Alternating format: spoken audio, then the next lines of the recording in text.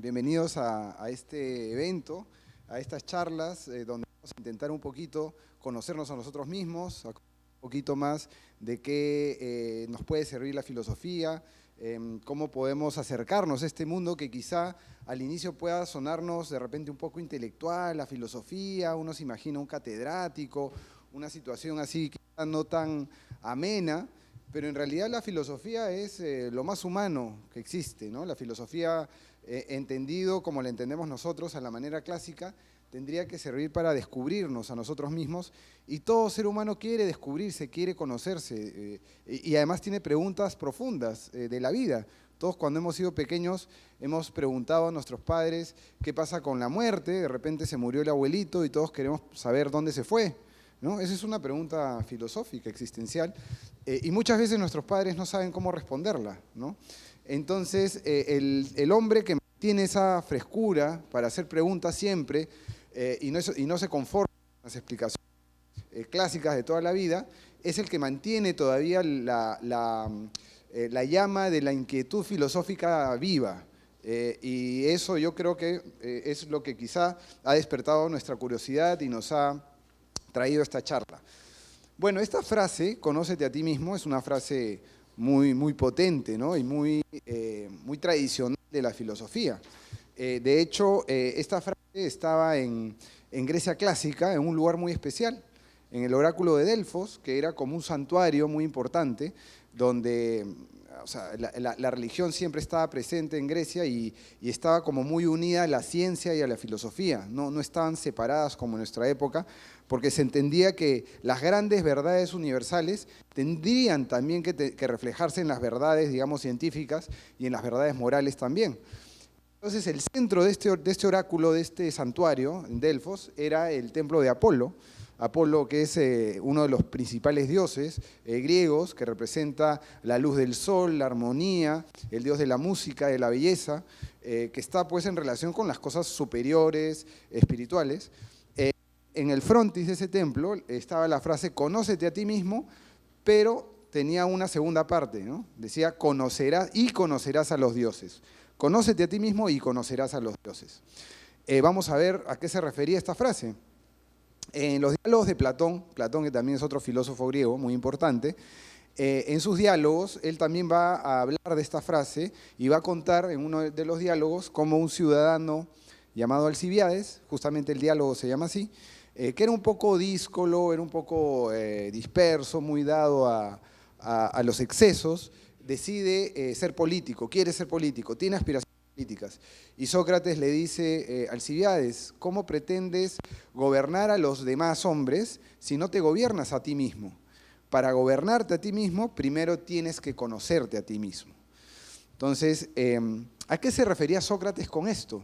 Uno podría decir, bueno, conocerme a mí mismo, bueno, básicamente me conozco, ¿no? Uno diría, cualquiera de nosotros diría, yo me paro frente al espejo y sé cómo me veo, sé cómo me llamo, sé qué cosa quiero hacer en la vida, sé qué estoy estudiando, sé qué profesión voy a tener.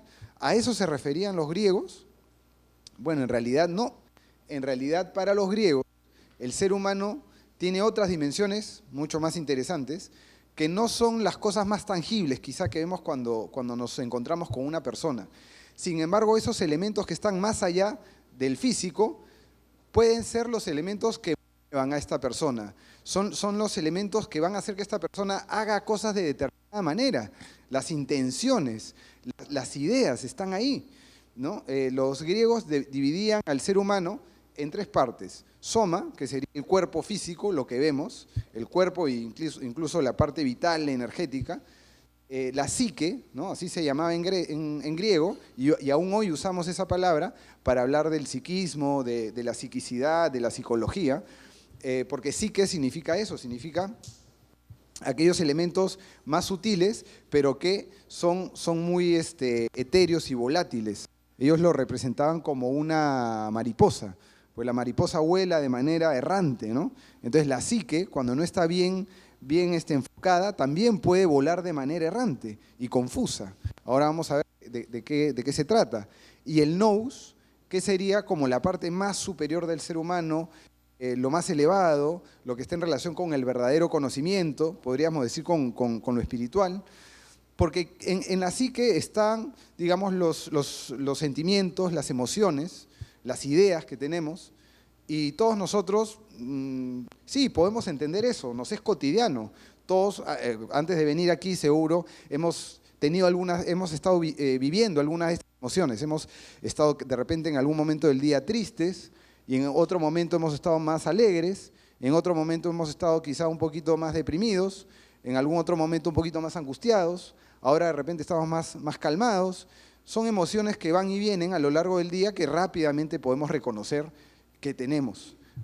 Y también tenemos ideas, todos los días pensamos en nuestro trabajo, proyectos que queremos hacer, todo eso es la psique, todo eso, emociones, ideas.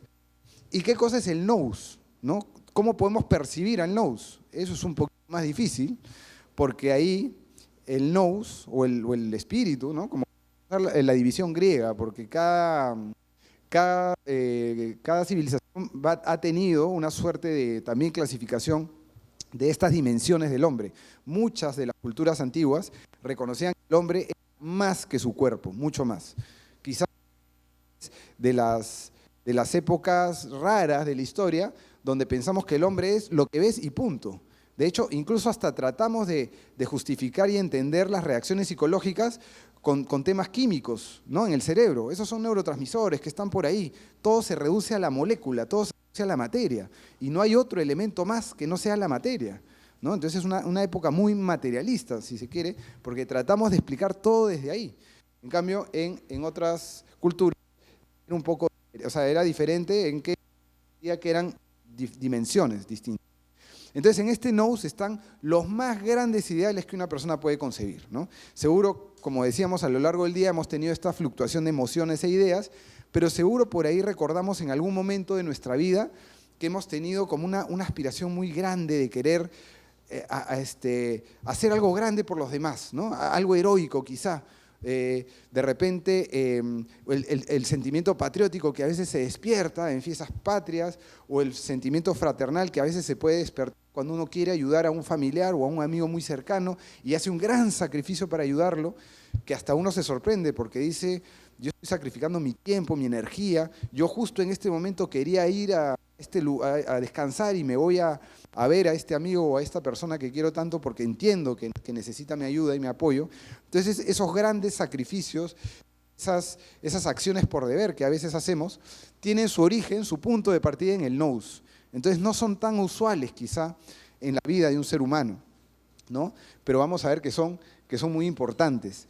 En la psique vamos a ver que ahí radican algunas emociones que a veces generan acciones que no podemos controlar muy bien. Por ejemplo, ahí está la cólera. Cuando uno tiene cólera y tiene rabia, y a veces actúa con rabia, y luego después se arrepiente, ¿no? Porque dice cosas de las cuales se cuenta que hirió a las personas, que cometió excesos, y vio que cuando le invadió la cólera no pudo resistir. ¿Qué cosa pasó? También a veces nos invade la angustia, y cuando uno está angustiado también toma decisiones que a veces no son muy lógicas. Por ejemplo, imagínense un temblor. ¿Cuánta gente en medio de un temblor hace cosas realmente ilógicas? Se puede tirar de una ventana de un segundo o tercer piso. Y uno dice: ¿qué le pasó a esa persona? ¿No es una persona pensante? Sí, pero en ese momento su pensamiento estuvo nublado por una emoción. La emoción ganó dominio totalmente y esa persona no se pudo controlar. O cuántas veces también podemos tener una depresión tan grande porque tuvimos una pérdida económica, tuvimos una pérdida afectiva, y a veces la depresión nos lleva a abandonarnos totalmente. Y de pronto no comemos, nos pasamos todo el día encerrados, dormimos todo el día, descuidamos el trabajo, descuidamos la familia. Y uno dice: oye, ¿esa persona qué le pasa? No está pensando. No está pensando.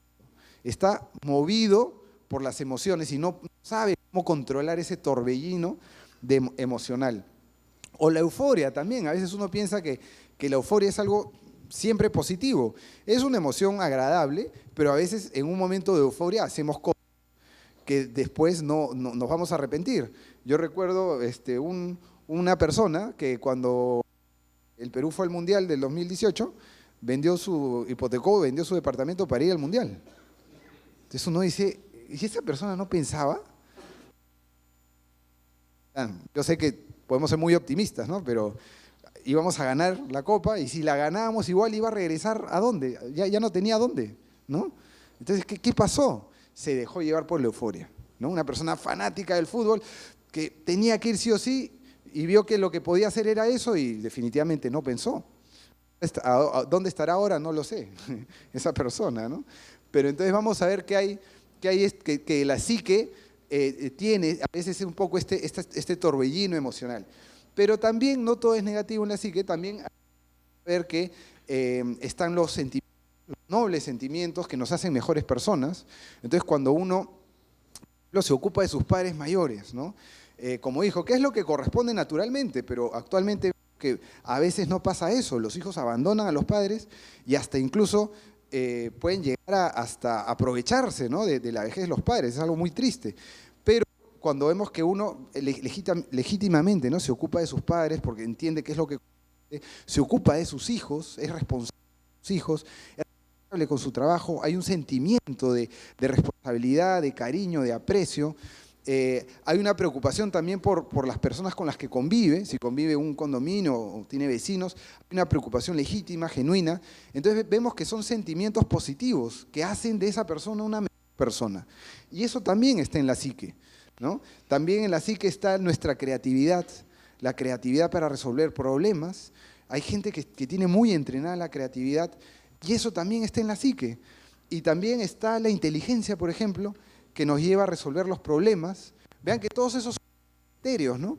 Que difícilmente vamos a poder pesar. No, es muy difícil si ustedes le preguntan a un neurocientífico, ¿dónde está la molécula de la creatividad? O la molécula de la inteligencia, o la molécula de la euforia. No te va a saber responder. Te va a decir que no hay unas áreas del cerebro más o menos, se piensa que estos neurotransmisores... Pero en realidad son realidades que exceden totalmente los conceptos materiales, ¿no? Y si nos quedamos en los conceptos materiales, porque el neurocientífico va a tratar de reducir todo a un neurotransmisor, ¿no? Es la serotonina, ahí está, la clave de la euforia. Se queda muy corto, porque cualquiera que haya tomado alguna vez pastillas psiquiátricas que supuestamente regulan los neurotransmisores, saben que eso no es la solución de la depresión, ni de la manía, ni de los problemas psiquiátricos, ¿no? A lo mucho, a un poquito, pero nada más. Son como drogas quizá, pero no resuelven el problema es mucho más de fondo, ¿no? Entonces la psique es mucho más compleja. En el nous, ahí vamos a encontrar otra calidad de sentimiento.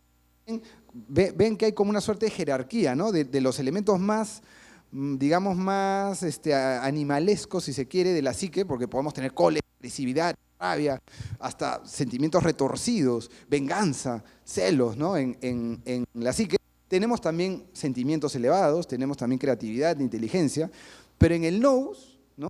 Ese elemento que está, bueno, a ver, ahí, aquí arriba, ¿no? ¿Qué hay? ¿No? ¿Ya qué más tiene el ser humano? Bueno, vamos a ver elementos que tiene algunos seres humanos, los vamos a ver en algunos ejemplos históricos sobre todo, porque ahí radican lo que en filosofía se llaman las virtudes. Cuando una persona es íntegra, cuando una persona tiene valor, cuando una persona tiene lealtad, a prueba de todo.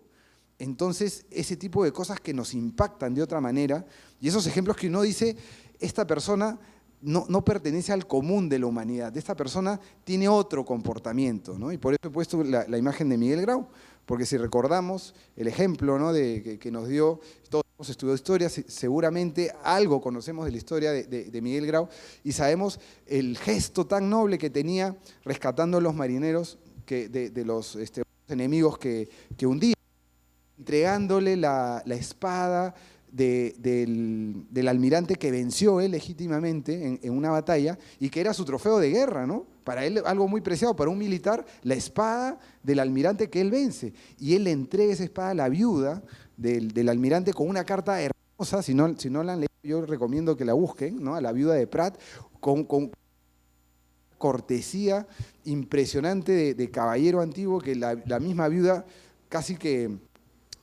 acepta de muy buena gana, ¿no?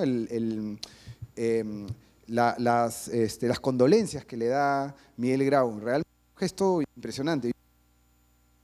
Tener un gesto así, qué calidad de ser humano es que puede frente a una situación tan complicada, porque estamos hablando de una guerra, y estamos hablando, imagínense ustedes, ¿no? Cada uno de nosotros en un bote, en un barco, ¿no? En un monitor muy pequeñito, frente a toda la armada extranjera, y de pronto, en medio del fragor de la batalla, tener ese tipo de gestos. O sea, realmente se requiere mucha integridad y mucha nobleza para reaccionar de esa manera.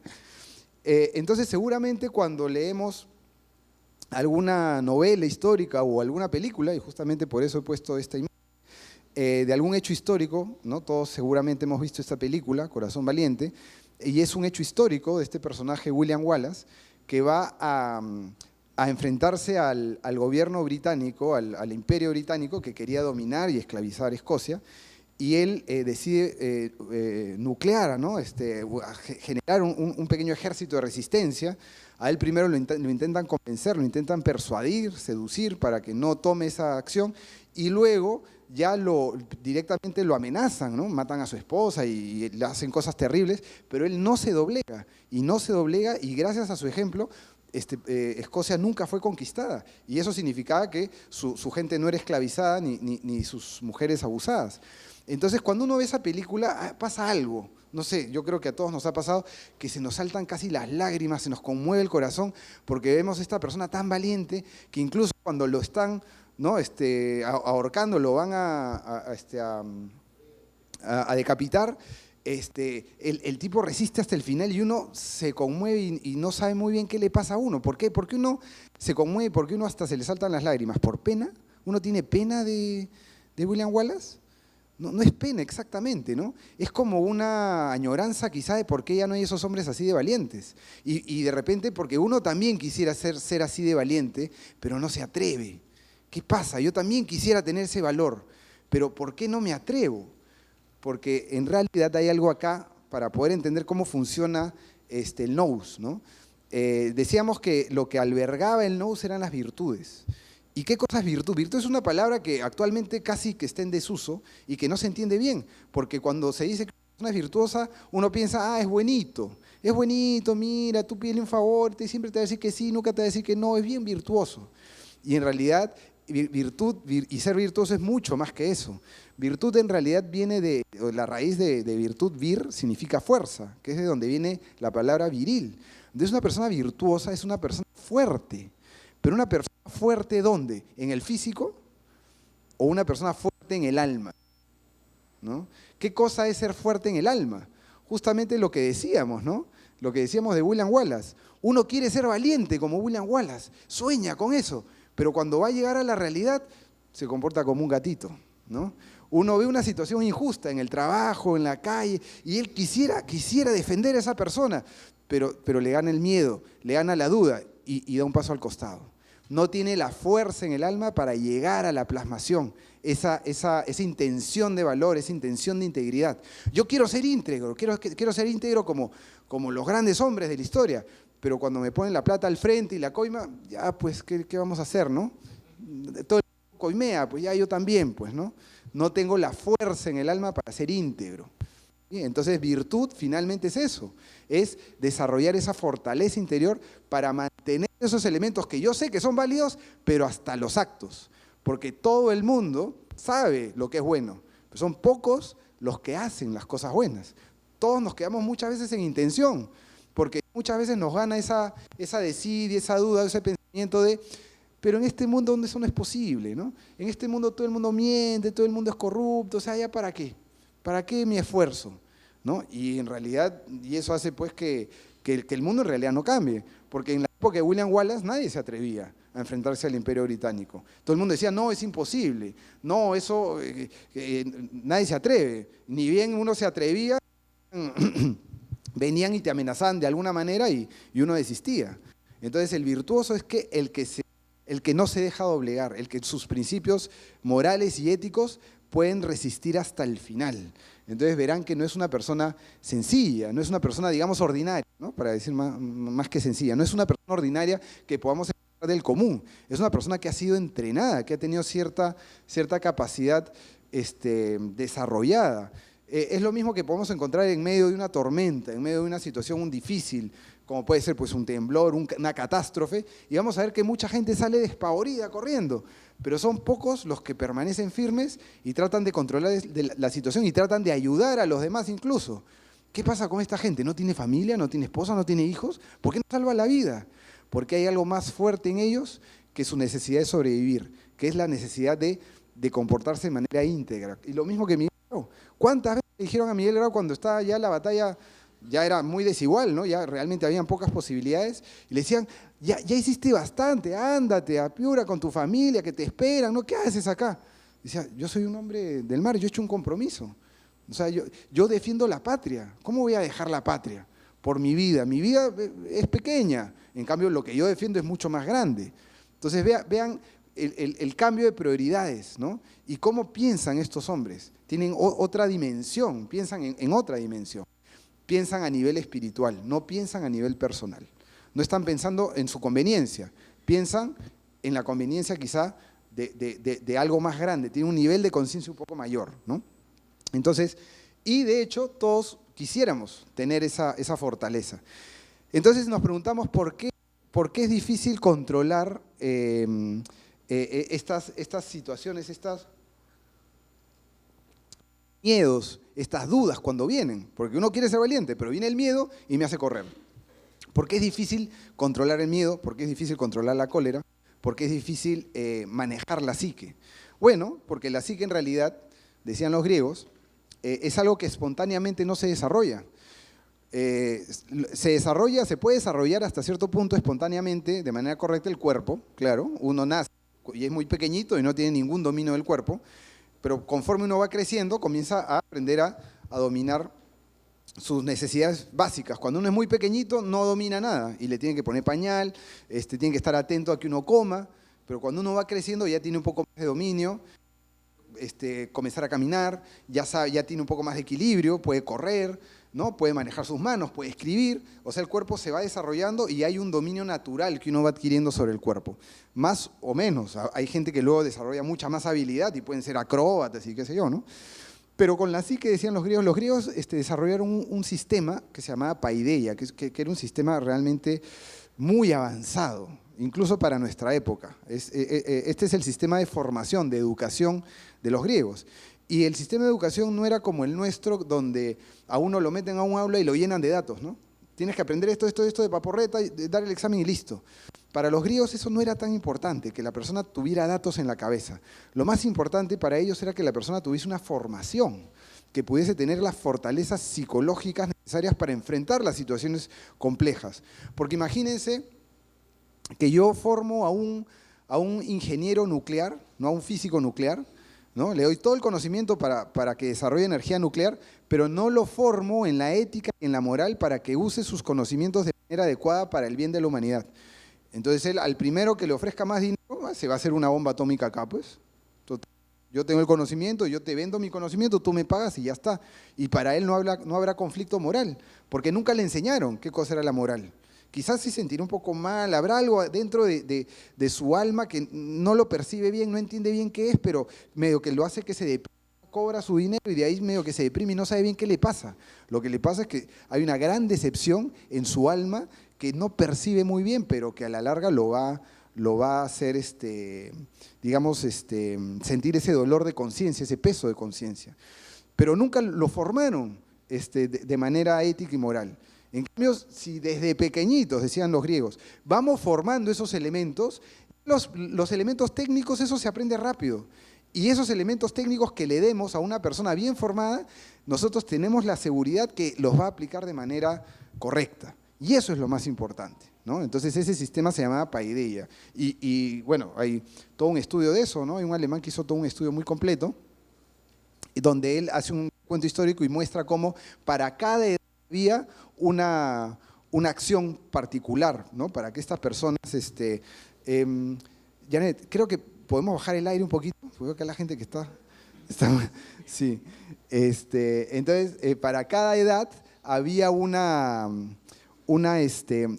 acción importante, ¿no? Se entendía qué cosa era un niño, qué cosa era un adolescente, qué necesita un adolescente. Un adolescente es igual que un niño, se le puede tratar a un adolescente como No, no, ahí, porque el adolescente ya tiene otras cosas.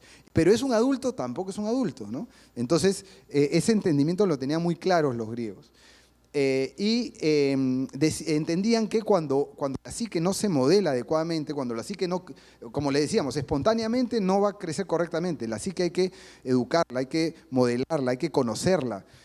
Si no se conoce, si no se modela la psique, lo que va a pasar es lo que pasa en nuestros días, que tenemos gente adulta, personas de 40, 50 años, que reaccionan como niños, que siguen siendo caprichosos como niños. Claro, ya no tienen juguetes, pero ahora reaccionan caprichosamente con su pareja, con el trabajo, ¿no? Si no les sale bien algo, no saben cómo manejar la frustración, por ejemplo, que gastan irresponsablemente el dinero, que son desordenados con el tiempo, que son irresponsables con su salud. Entonces uno dice, ¿qué pasa con esta persona? Tiene 50 años, ¿y por qué todavía reacciona como un niño? Porque tiene una psique de niño, porque la psique nunca fue formada, mantuvo los vicios y los caprichos de la época infantil.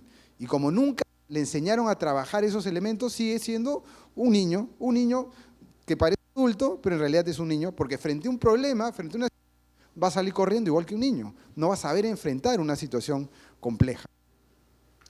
Entonces, ¿qué es lo primero que hay que hacer? ¿Cuál es el primer paso para modelar la psique, para conocer la psique?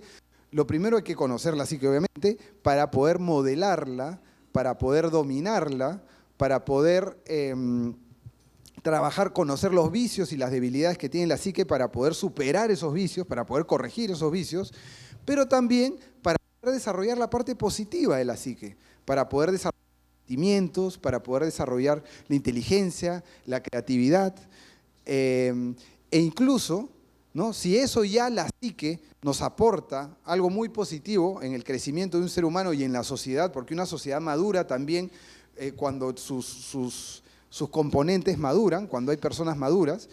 Si nosotros ahora hablamos del nous y queremos conocer y desarrollar el nous, ahí vamos a encontrar los más grandes ideas que el ser humano pueda, la nobleza más grande, más excelsa que puede tener un ser humano, y es lo que vemos quizá en esos mitos, ¿no? o en esos recuentos medievales de los códigos de caballería, por ejemplo.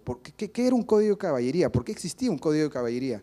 Porque justamente todo eso que se vivió en esa época era una suerte de querer tener un espacio donde poder vivir esos grandes ideales y esos hombres y mujeres que podían entender qué cosa era el valor de ser íntegro, de ser leal, de tener valor, de poder también trabajar y luchar por el bienestar común, no solo por el bienestar propio, sino sobre todo entregado a una obra, ¿no? Entregado al desarrollo y a la protección de un grupo social más grande, que finalmente eso es supuestamente de eso se trata la idea de patria, ¿no? Pero en esa época, bueno, no eran patrias no eran estados como los que conocemos, eran más reinos, pero igual se trataba de defender lo válido dentro de un estado. Cuando nosotros vemos que en un estado hay violencia, se ataca al niño, no se respeta al niño, no se respeta a la mujer, naturalmente los caballeros buscan defender a las personas débiles porque entienden que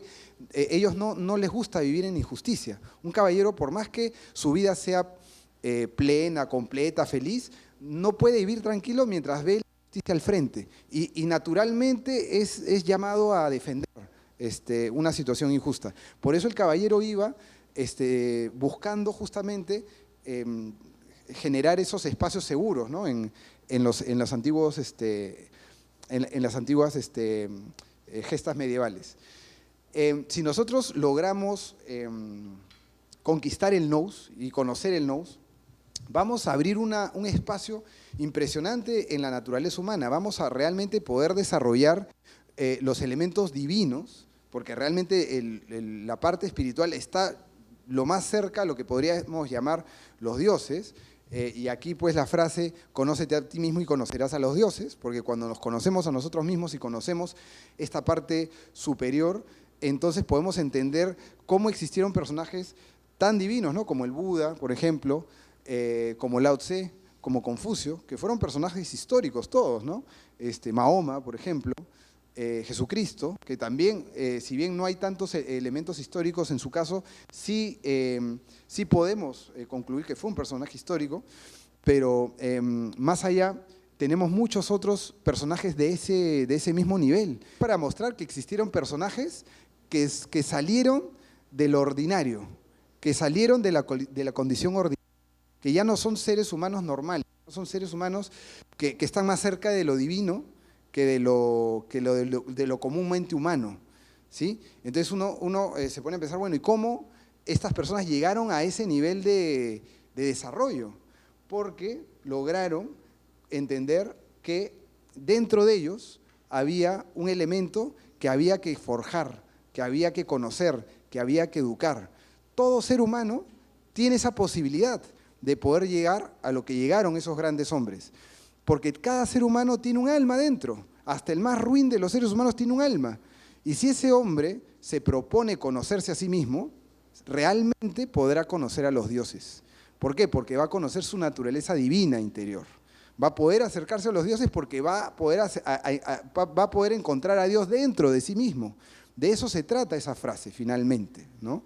Entonces, por eso esta noche yo quiero invitarlos a este viaje que vamos a hacer, a esta aventura, a este recorrido a lo largo de distintas civilizaciones, porque yo ahora les he comentado un poco lo que pensaban los griegos, pero esto lo pensaban los budistas, lo pensaban el cristianismo, la filosofía griega, la filosofía romana, el hinduismo, la filosofía china, en general toda civilización que se preguntó qué era el hombre y comenzó a indagar y a trabajarse a sí misma y a desarrollar civilizaciones sólidas que perduraron a la historia, tuvieron claves de cómo llegar al fondo del hombre, de cómo formar al hombre, cómo hacer al hombre más fuerte, más sólido, no físicamente, sino al hombre más íntegro. Entonces, en este curso les ofrecemos este primer paso, este viaje por distintas civilizaciones para que puedan conocer cuáles eran las claves para poder conocerse a sí mismo, para poder dominarse, gobernarse y ser mejores. Muchas gracias.